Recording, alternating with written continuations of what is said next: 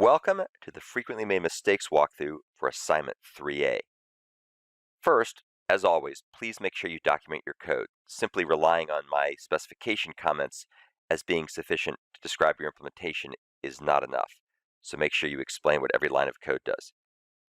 Also, please make sure you use descriptive names for your fields.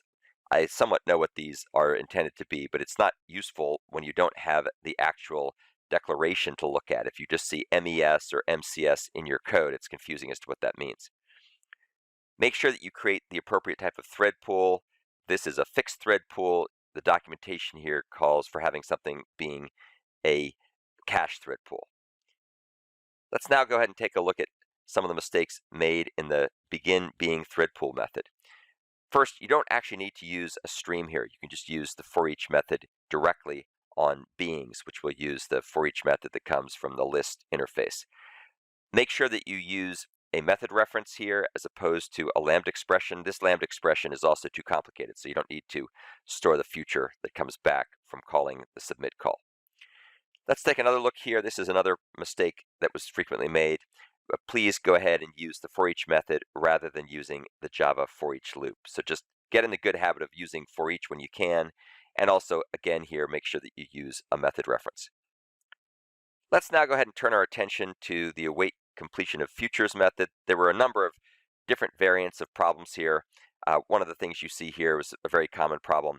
Make sure that you actually get the result back from take and store it somewhere, and then make sure you call it, because it'll come back, of course, as a future. Make sure that you call the result to get the result of the future, and then go ahead and log it somehow by using the controller log method.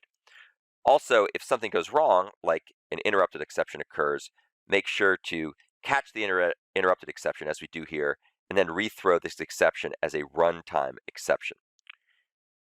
And then down here, make sure that you use the appropriate syntax to store the future.